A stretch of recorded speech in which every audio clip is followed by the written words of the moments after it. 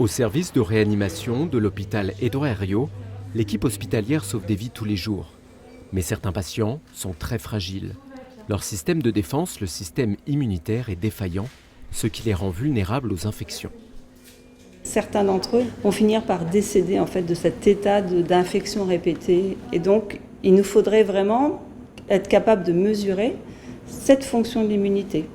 Où en est leur système immunitaire pour pouvoir lutter contre ces infections dans le cadre de la réanimation. Pour mieux soigner ces patients, les médecins aimeraient mesurer l'état de leur système immunitaire grâce à une simple prise de sang. Pour concevoir ce test innovant, l'hôpital est doté d'une unité de recherche unique en son genre. C'est l'unité mixte Biomérieux HCL.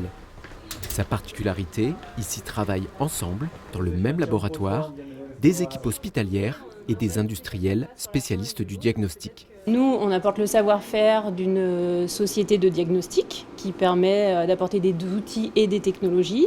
Et nous, on met à disposition aussi les connaissances de tous nos docteurs et professeurs universitaires et bien sûr, on a accès aux patients. Le laboratoire bénéficie aussi de l'expertise des chercheurs universitaires. Je suis étudiant en thèse à l'Université Lyon 1 et je travaille sur la compréhension du système immunitaire des patients qui sont admis en réanimation. Cette collaboration exceptionnelle entre médecins, industriels et chercheurs a permis de mettre au point ce prototype. Un test qui pourrait offrir un diagnostic rapide et précis des fonctions immunitaires et ainsi améliorer les chances de survie des patients en réanimation. Un des intérêts d'un laboratoire commun comme celui-ci, un des intérêts d'être à l'hôpital, c'est que lorsqu'on commence à avoir de l'innovation qui en découle, c'est de la mettre le plus tôt possible à disposition des experts dans l'optique de pouvoir servir les patients rapidement. Ce laboratoire mixte, public-privé, est pionnier en la matière. Il est né en 2002 sous l'impulsion de Christophe et Alain Mérieux, ainsi que du professeur Miossec des Hospices civils de Lyon. Leur objectif, que la recherche soit au plus près des patients. Aujourd'hui, l'équipe de l'unité mixte a rendez-vous à l'hôpital Femmes-Mères-Enfants. Bonjour, installez-vous. Les médecins sollicitent le laboratoire pour mettre au point un test de diagnostic des fièvres infantiles.